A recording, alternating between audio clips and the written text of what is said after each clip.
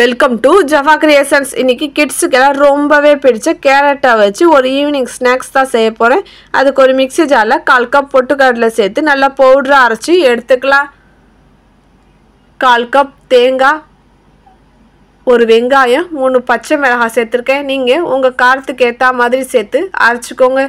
Carrot பிடிக்காதவங்க கூட இப்படி செஞ்சு கொடுத்தா ரொம்பவே விரும்பி சாப்பிடுவாங்க.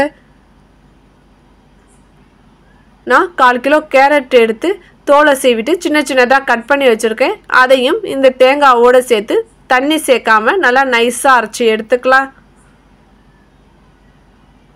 ஜஃபா கிரியேஷன்ஸோட வீடியோஸ்லாம் உங்களுக்கு பிடிச்சிருந்தா லைக் பண்ணுங்கள், ஷேர் பண்ணுங்கள், கமெண்ட் பண்ணுங்கள், மறக்காமல் சப்ஸ்கிரைப் பண்ணிக்கோங்க.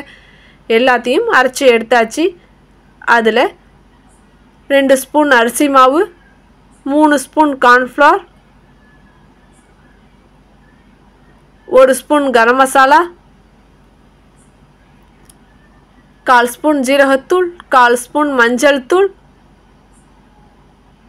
1/2 ஸ்பூன் மிளகாய்த்தூள், 1/4 ஸ்பூன் இஞ்சி பூண்டு பேஸ்ட், கொஞ்சம் கருவேப்பிலை, இதுக்கு தேவையான அளவு உப்பு சேர்த்து நல்லா பிசைஞ்சுக்கலாம்.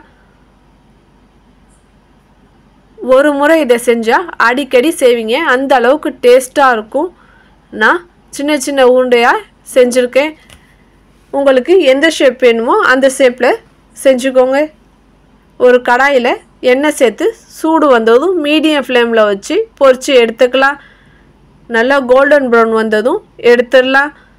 சுவையான கேரட் கோலா உருண்டை ரெடி ஆயிடுச்சு. நீங்களும் உங்கள் வீட்டில் செஞ்சு டேஸ்ட் பண்ணி பாருங்கள்.